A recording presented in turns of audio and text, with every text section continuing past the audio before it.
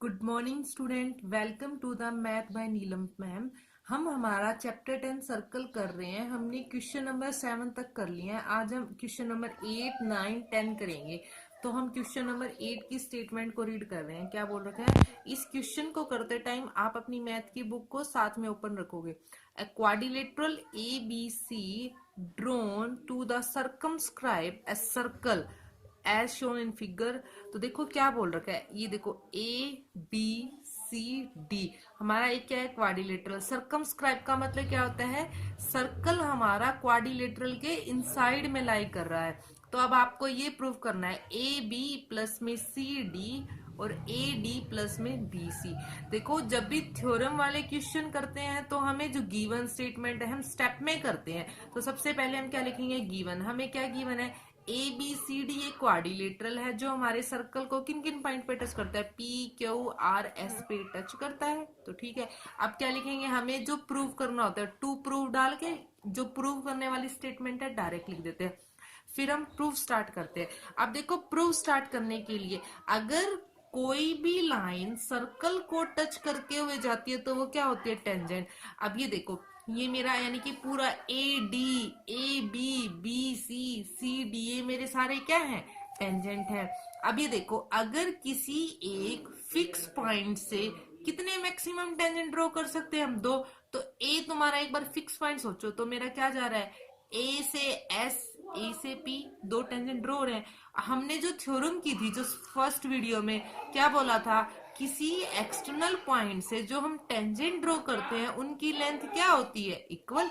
इसका मतलब क्या आएगा? जो मेरा ए से पी और ए से एस मेरा क्या हो जाएगा? इक्वल हो जाएगा। अब एक बात तो, ये मेरा बी पॉइंट भी तो क्या है? एक्सटर्नल पॉइंट है। एक्सटर्नल पॉइंट से दो टेंजेंट कौन से जा रहे हैं? बी पी और ये डी। क्यों? समझ में आ रहा है ना आपको? हर एक्सटर्नल पॉइंट से हम मैक्सिमम दो टेंजेंट ड्रॉ कर सकते हैं और उन टेंजेंट की लेंथ क्या होती है? इक्वल होती है। सिमिलरली फ्रॉम पॉइंट सी से क्यू और सी से आर इक्वल है। पॉइंट डी से एस और डी से आर, इनकी लेंथ इक्वल है।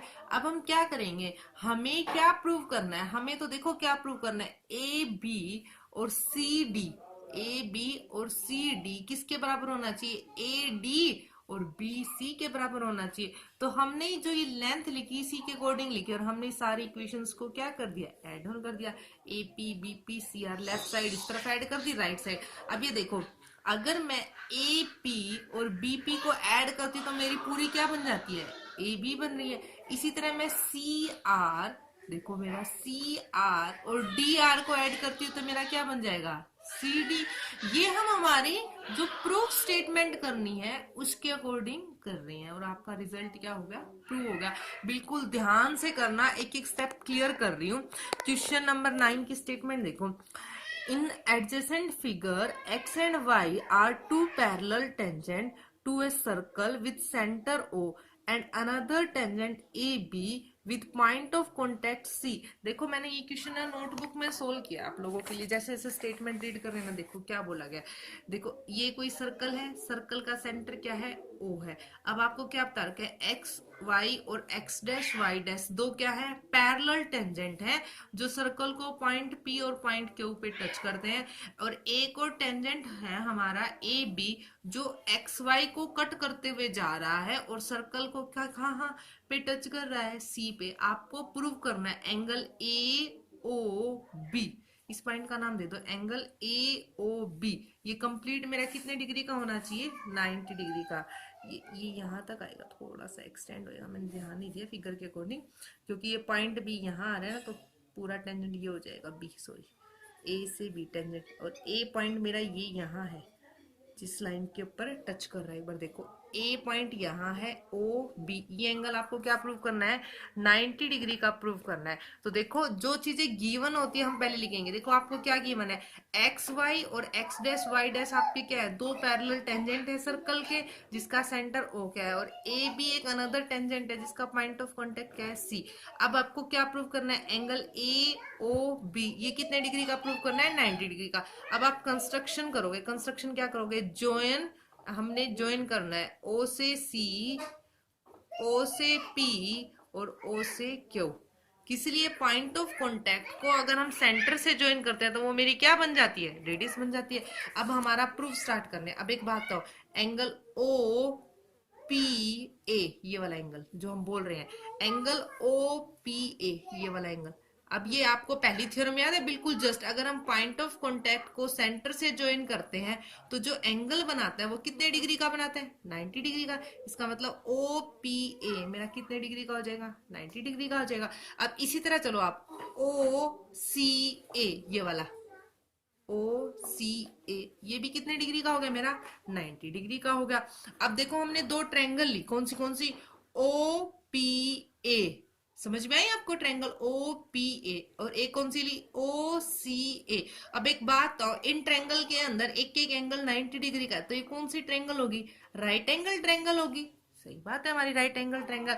अब इसमें ध्यान से देखो, आपका जो ओ पी है और ओ सी है, ये दोनों क्या है?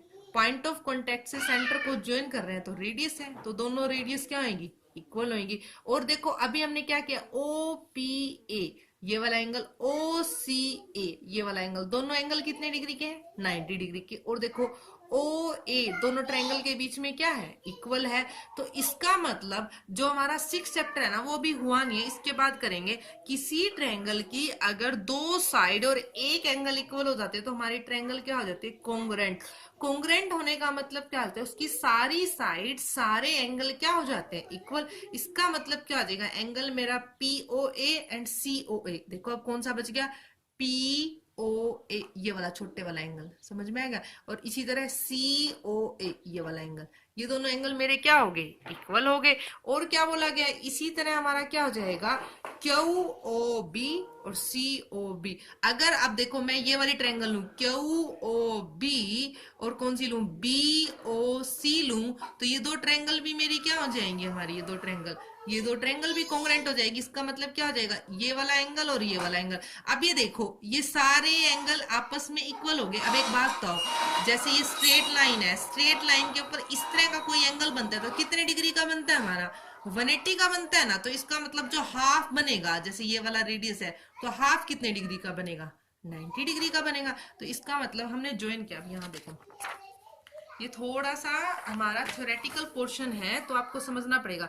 तो मैंने कौन से लिए? एंगल पी ओ ए और एंगल क्यू ओ बी, इन दोनों को ऐड कर दिया। सी ओ ए और सी ओ बी को ऐड कर दिया। अगर देखो मैं चारों को ऐड करती तो एक स्ट्रेट लाइन के ऊपर टोटल एंगल कितने डिग्री का बनता? 180 का। तो अब ये सारे आपस में इक्वल हैं, तो मैंने इनके दो दो पोर्शन ले लिए। तो 180 को 2 से डिवाइड किया, 90। अब एक बात तो दोबारा से है ना, ये जब लाइन लिखो ना, फिगर में देखना आपके कहाँ बन रहे हैं। तो अब देखो सी ओ ए और सी ओ बी को मैं ज्वाइन करूंगी ना, तो मेरा ए ओ बन जाएगा। देखो यहाँ दोबारा से आते हैं, देखो मेरा कौन सा था? सी ओ ए सी ओ बी, तो ये वाला कंप्लीट एंगल बन गया ना। हमें यही तो क्या प्रूव करना था? 90 डिग्री का। आई थिंक आपको क्लियर हो गया है। अगर किसी को डाउट है तो आप मेरे से पूछ सकते हैं। आज के लिए 2 ही क्वेश्चन कर लो, क्योंकि अच्छे से करो बट ढंग से करो। अगर आपको वीडियो अच्छी लग रही है, कोई डाउट आ रहा है, तो आप मेरे से पूछ सकते हो। वीडियो को लाइक कर सकते हो, चैनल को सब्सक्राइब कर सकते हो। Thank you for keep watching and stay tuning. Have a nice